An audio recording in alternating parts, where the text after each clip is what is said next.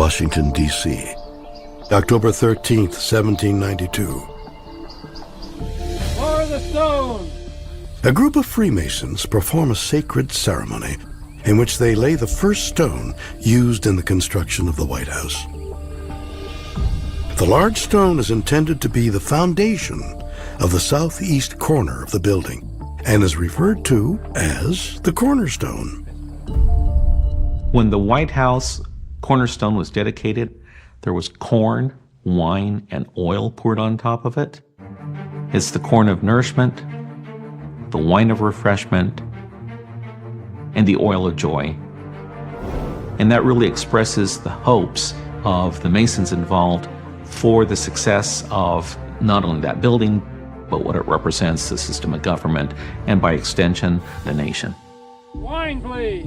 It's believed that as part of the ceremony, the Freemasons placed objects of great importance in a time capsule that was put inside a compartment located within the cornerstone. For centuries, historians have wondered what the Founding Fathers may have hidden in the White House cornerstone. We know that the Freemasons put time capsules in other buildings and monuments. And since this was the cornerstone of the president's house, that they might have put something very important in there. One of the things that has been speculated is that they would have had some alternate versions of founding documents of America, like a version of the Constitution that also included in it the Masons' vision of how the nation was supposed to proceed. An alternate version of the Constitution placed in the cornerstone of the White House? But what reason is there to think that this document existed? Something that often gets lost in the shuffle in the whole history of the Revolution is that the Constitution and the Republic it created wasn't the first iteration. So what actually came out of the Revolution were the Articles of Confederation, which from 1781 to 1789 were actually what governed the new country. But the Articles of Confederation didn't work, and so they came up with a Constitution. But it's Plan B. The other thing you often have to take into account is there were contentious factions among the Founding Fathers. They did not all get along. There were bitter arguments between them. And so was there an alternative Constitution? That's certainly quite possible. Legally, a different version of the Constitution wouldn't mean anything. The Constitution we have is the one that was ratified by the states. Historically, it could be utterly fascinating. It could be earth-shattering in terms of our understanding about what the intent was for the nation. The thing is, we don't know. So you can see why people want to find a cornerstone. It's because they want to know what's in there and what that would mean. But if there might have been an alternate version of the Constitution hidden in the White House cornerstone, then it naturally begs the question, why hasn't anyone checked to see if it's really there? Well, as it turns out, people have tried to do just that.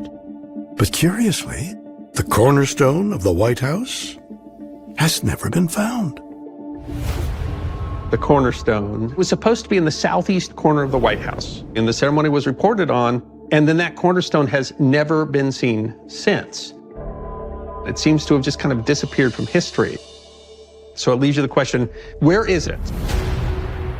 For more than 200 years, historians have speculated as to where the cornerstone of the White House is located. In fact, when the White House was completely gutted for renovation work during the 1940s, President Harry Truman took the opportunity to order a thorough search for the elusive cornerstone. When Truman had the White House rebuilt or refurbished in the 1950s, they found a lot of stones with Masonic emblems on them. And being an active Freemason, in fact, he was the Grand Master Masons in Missouri. He had one of these stones sent to each of the Grand Lodges. We have one at the House of the Temple in Washington, D.C. It's a stone that has a Masonic mark on it. But for the cornerstone, who knows? Truman very much searched for that cornerstone, and they've never found it. If the cornerstone is still there, it has never been discovered, but maybe it's hidden somewhere and could still be found. The Great Seal of the United States can be interpreted through the lens of Jewish esoteric tradition. specifically linking its iconography to the figure of King Solomon, practitioner of the fallen angels' doctrine of Kabbalah, worshipper of the Baals, master of spirits, and the lord of demons. From this perspective, the symbols present on the seal align with specific accounts in Jewish midrashic literature regarding Solomon's divine authority and his command over the natural world. The most prominent element supporting this connection is the arrangement of the 13 stars within the glory. These stars are configured in a hexagonal pattern that, when viewed within the circular boundary of the clouds, forms the seal of Solomon. In Jewish Kabbalistic and magical tradition, this seal is a primary emblem of divine protection and the harmonious integration of the spiritual and physical realms.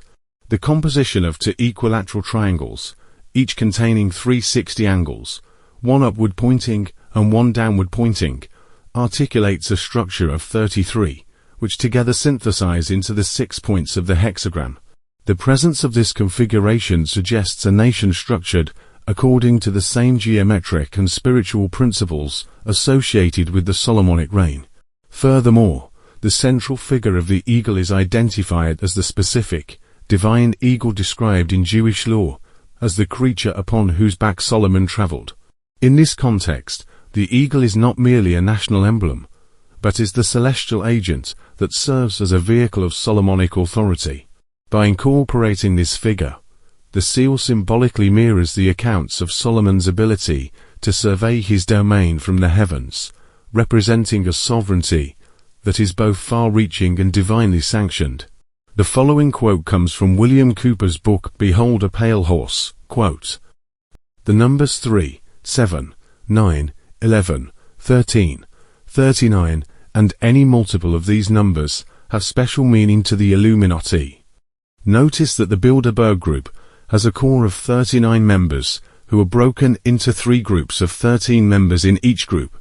Notice that the core of 39 answers to the 13 who make up the policy committee. Take special notice that the 13 members of the policy committee answer to the round table of 9. You know that the original number of states in the United States of America was 13. The Constitution has 7 articles and was signed by 39 members of the Constitutional Convention. The United States was born on July 4th, 1776. July is the 7th month of the year. Add 7, 4 July, and 4, and you have 11.